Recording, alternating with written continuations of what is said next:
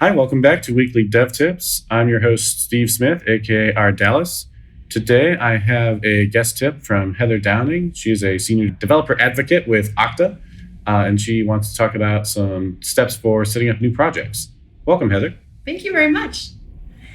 So I have discovered over the years, as I've built real projects for real clients, that oftentimes following a Hello World tutorial is not usually what you need to do because it very much focuses on the technology that you're learning.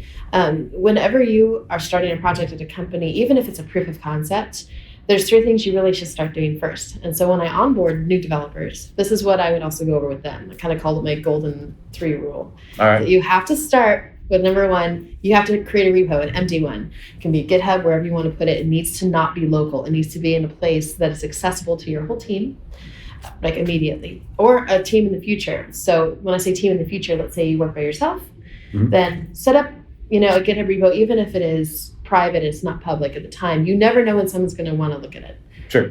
So set that up first. You have to set the repo. Then you can go and do your file new project as it is, like how it is out of the box. The way that we know that it works, all the templating is already there. Right. Now, do you find most companies have any kind of specific templates that they use for their projects? No, I find that they add things to, like, here's a Web API project, here's a Blaze project, here's a Web Forms project, here's whatever. Usually it starts there, and then they just start adding controllers, or they start adding classes after that, and then they start talking about it. Once in a while, you'll have somebody who really wants to do a specific one that's made by, let's say, Progress/Telerik. They're like, we want to use their template. Right. It's the same thing. You're still filing a project, a templated thing, and then you're adding your specific domain knowledge to it, right? And the goal of this is to make sure you're kind of getting off on the right foot. You're not putting the cart before the horse. You've got something working and you've checked it in. Exactly. Right? Okay. So you have to make sure that it works, and we know that the templates have been vetted by the community, and so they work out of the box. So don't touch it, don't change anything. Just file a new project, select your template, and now check that into your repo. Then the third thing is, before you do anything else, set up your continuous integration into your host provider. Okay. And that can be your dev instance of it. It can, you can set everything up, your whole pipeline if you want, but you do it immediately. And here's why. If you sit here and play around with something, even for a proof of concept, and you don't know what you're going to run into, maybe with CORS problems, with dealing with cross-domain issues, because you never pushed it out before, you have no idea if your code's really going to work in the wild. And so even if you eventually move it to a whole other host provider, just have some sort of external place that it can run and set that up immediately. So what's your minimum when you say set up continuous integration? What does it need to do? It's not just copy the files out to the host. It's run tests, or no, it is. No, for this, remember, we did a file new project, right, with the template and stuff. So we haven't added tests or done anything. Okay. But we know that the templated thing out of the box works, right, because it's been vetted. Right. And so all I want you to do is push it and have it continuously do that anytime you make a change. So for this, you can use GitHub Actions if you're on GitHub. I used Kudu with Azure. Right. You can hook in and do that. You can also use Terraform. You can use a lot of things, but whatever you've chosen to do it first with your out-of-the-box new project with your brand new repo, and make sure that those three things work. Now, go knock yourself out with your proof of concept or your project, because once you have those three things in place, you've proven that you already have your source control, so you're not going to lose any of your progress that you had in there, and you don't have to think about it now. You don't be like, oh, did I check that in or not? Right. You already have everything together, and every time you hit to test something out or show somebody something, it's already out there, because every time you've made a change, all your changes have propagated. Sure. And once you're in the zone and you're like getting stuff done, you don't have to break from that. Like, oh, let me go do this DevOps work. Exactly, because then you have to put on like a system admin hat suddenly, right. And that sucks. Like, whereas in the beginning is where you're making these decisions, get them out of the way so you can be creative. Sure.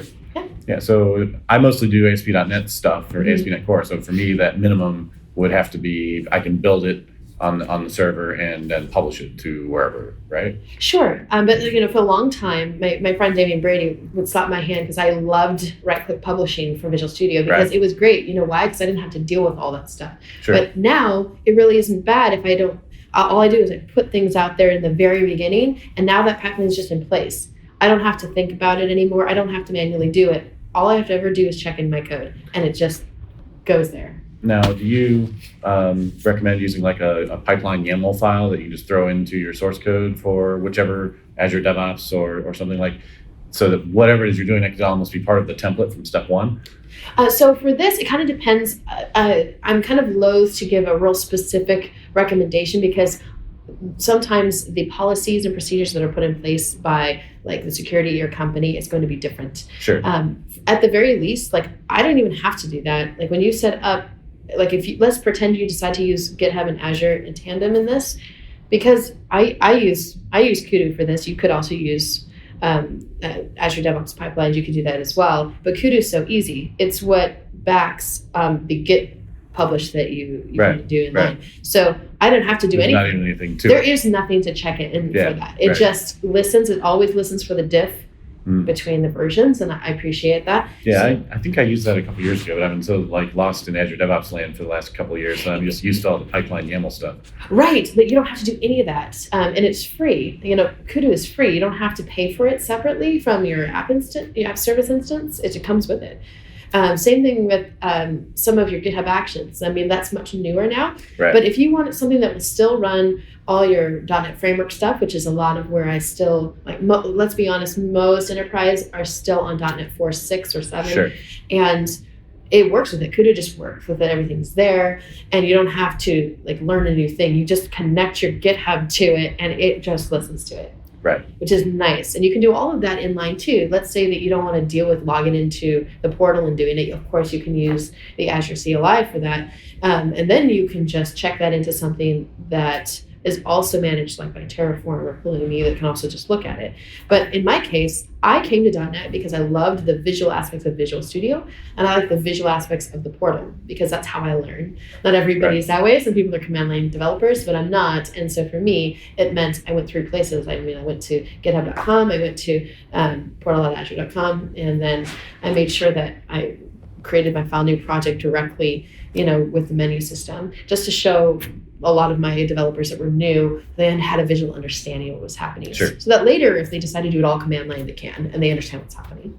Nice. Cool. Yeah. It's a good 3-step process before you start any project. Yes, and now it's like my golden rule. If I don't do those things, I have rushed. And almost every time I will have regretted that because I forgot to check in something, or now I have to wrangle with, well, what kind of thing do I have to set up now with Azure or wherever it is?